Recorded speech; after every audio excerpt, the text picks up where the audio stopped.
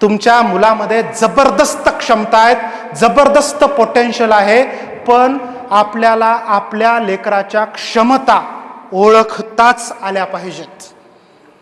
कशा ओळखायच्या? आजपासून लक्षात ठेवा. ते शेजाऱ्यासारखं नसेल, कुणासारखं नसेल, सख्या भावंडासारखं सुद्धा नसेल. तुमचं मूल हे युनिक आहे, एकमेवा द्वितीय आहे. जगात तुमच्या लेकरासारखा दुसरा फॉर्मॅटच नाहीये. म्हणून आपल्या लेकरावरती नितांत ते जसं आहे तसं प्रेम करायला शिका. क्षमता किती आहेत त्याच्यामध्ये? अफाट क्षमता असतात. लेकराच्या क्युरियासिटीला कधीच मारू नका, कारण लहान मुलं चौकस असतात. ते बघत असतात की हे मला करायला मिळू देत, ते करायला मिळू देत, सतत विचारत असतात हे करू का, ते करू का. तुम्ही त्यांना दाबून नाही ठेवू शकत, त्यांना दिशा देऊ शकता. एक उदाहरण सांगतो, थोडीशी एक अशीच गोष्ट आहे, पण तुम्हाला त्यातला संदेश फार छान आहे.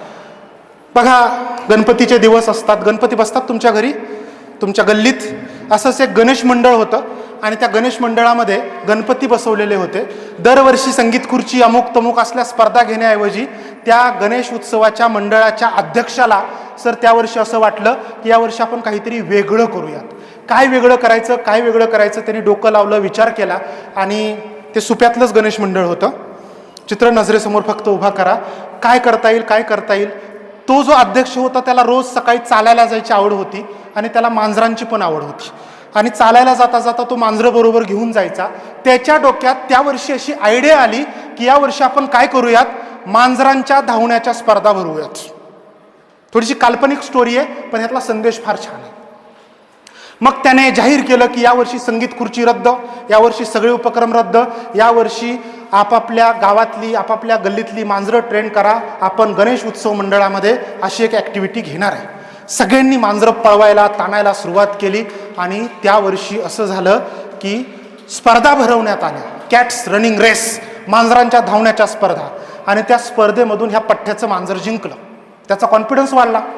सुप्यात ही घटना घडली म्हटल्यानंतर मोरगाववाले, बारामतीवाले, तिकडं पुरंदर, सासवड, जेजुरी भागात प्रचार झाला की सुप्यामध्ये असं काहीतरी झालंय की मांजरांच्या धावण्याच्या स्पर्धा भरवल्या होत्या. त्यांनी त्यांची मांजरं ट्रेन केली आणि बघता बघता तालुकास्तरीय मांजरांच्या धावण्याच्या स्पर्धा आमदारांच्या हस्ते उद्घाटन केलं. आणि सगळीकडे म्याव म्याव म्याव म्याव म्याव म्याव चालू झालं. आसपासचे तालुके जागे झाले. त्यांना असं वाटलं बारामती परिसरात जर अशी घटना घडते, बारामतीचा नाद करून चालणार नाही, तर आपल्याला गाफील राहून पण चालणार नाही, आपण पण केलं पाहिजे. मग पुरंदर असेल, फलटण असेल, आसपासचे तालुके, त्यांनी त्यांची मांजरं ट्रेन केली. आणि एक दिवस असा उजाडला की जिल्हास्तरीय मांजरांच्या स्पर्धा. आणि त्या स्पर्धेतून ह्या पठ्ठ्याचं मांजर जिंकत जिंकत एक दिवस आसपासचे जिल्हे जागे झाले. मग त्यांनी त्यांची मांजरं ट्रेन केली आणि राज्यस्तरीय स्टेट लेवल कॅट्स रनिंग रेस मुख्यमंत्र्यांच्या हस्ते उद्घाटन. आसपासच्या राज्यांना वाटलं महाराष्ट्रात काहीतरी घडतंय, आपण गाफील राहून उपयोगाचं नाही. मग त्यांनी त्यांची मांजरं ट्रेन केली. कर्नाटक, आंध्र प्रदेश, तामिळनाडू, पश्चिम बंगाल. आणि एक दिवस असं झालं की नॅशनल लेवलच्या मांजरांच्या स्पर्धा भरवण्यात आल्या. साक्षात पंतप्रधानांच्या हस्ते उद्घाटन केलं. पंतप्रधानांनी भाषण पण ठोकलं, भाई और बहनों, ये बिल्ली साधारण बिल्ली नहीं है. सगळीकडे चर्चा. पाकिस्तान, कझाकस्तान, अफगाणिस्तान सगळे देश जागे झाले. त्यांना वाटलं हा काहीतरी डाव आहे, कुटील डाव आहे, सीमारेषेवरनं मांजरं सोडून काहीतरी भारताच्या मनात शिस्त आहे, आपल्या सुरक्षेला धोका तयार होईल. त्यांनी त्यांच्या मीटिंग घेतल्या, त्यांची मांजरं ट्रेन केली. आणि गोष्ट फार लांबवत नाही, एक दिवस असा उजाडला की ऑलिम्पिक दर्जाच्या, जागतिक लेवलच्या मांजरांच्या स्पर्धा भरवण्यात आल्या. थेट प्रक्षेपण चालू आहे. प्रेस मीडिया, मास मीडिया, सगळी काही. बायका टीव्हीवरती बघत बसलेले आहेत आपल्या सुप्याचं मांजराचं काय होतंय. आणि हे आपलं जे मांजर होतं ना सुप्यातलं, ते फायनलला तिकडं ऑलिम्पिकला गेलं होतं. 3 देशांची मांजरं फायनलला होती. एक होतं अमेरिकेचं मांजर, दुसरं होतं जपानचं मांजर, आणि तिसरं होतं अर्थात भारताचं आपलं सुप्यातलं मांजर. अमेरिकेचं मांजर अमेरिकेसारखं चपळ होतं, ॲक्टिव्ह होतं, ट्रम्प तात्याने त्याला काही डोस दिलेले होते. जपानचं मांजर होतं ते त्या देशाला तसा इतिहास होता, गुटगुटीत होतं, बाळशेदार होतं. आणि भारताचं मांजर मात्र ज्याचे पाठीला पोट चिटकलेलं आहे, ज्याचे डोळे खोलवर गेलेले आहेत, शेपटी मातीत लोळते, असं ते मांजर होतं. ज्याच्याकडे बघून असं वाटतच नव्हतं की ते जिंकेल, आणि जिंकणार पण नव्हतं.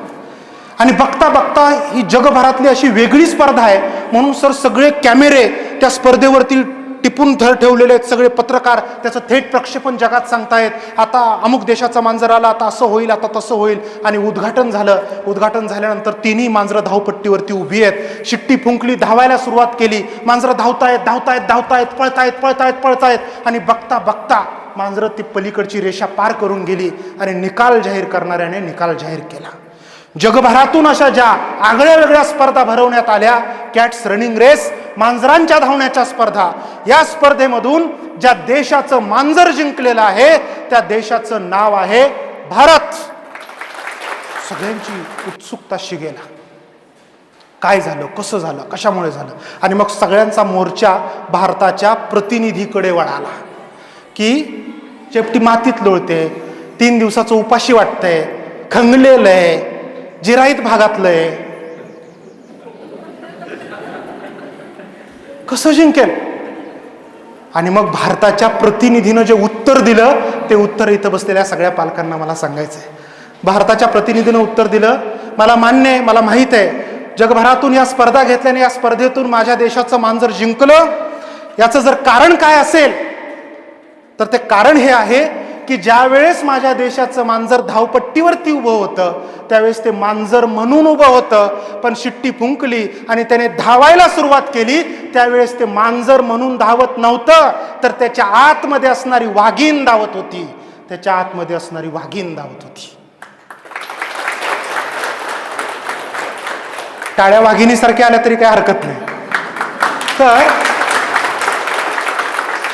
आता महत्वाचा मुद्दा काय, तुम्ही ज्याला मांजर समजता ते तुमचं लेकरू आठवून बघा.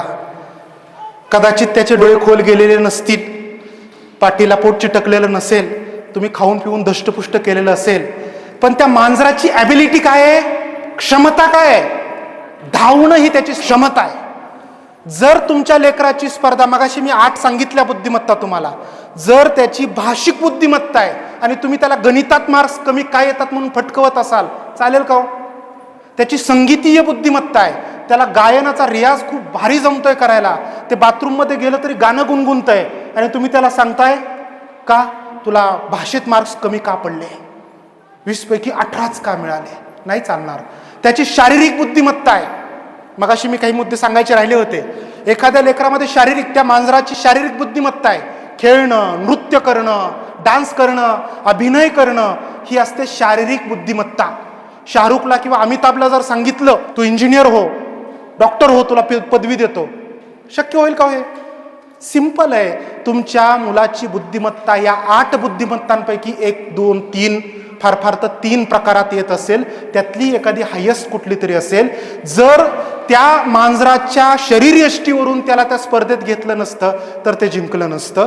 प्रत्येक मुलामध्ये एक वाघ लपलेला आहे, एक मुलीमध्ये वाघीण लपलेली आहे. याचा अर्थ त्याच्यात जबरदस्त पोटेन्शियल आहे, जबरदस्त क्षमता आहेत, पण त्या ओळखणं आणि त्या पद्धतीने अपेक्षा ठेवणं हे पालकत्व असतं. तुम्ही चुकीच्या मुलांकडनं चुकीच्या अपेक्षा ठेवल्या. चुकीचं मूल म्हणजे त्याच्यात ती क्षमताच नाही आणि तुम्ही जर त्याला ताण देत असाल तर ह्या ज्या आत्ता भाषण संपेपर्यंत ज्या 4 आत्महत्या होणार आहेत ना, त्यात असं म्हणू नये, पण कदाचित आपल्या लेकराचा नंबर लागू नये यासाठी आपल्याला सतर्क होण्याचं गरज आहे. यासाठी आपल्याला पालकत्व शिकण्याची गरज आहे. यासाठी आपल्याला लेकरांना समजून घेण्याची गरज आहे.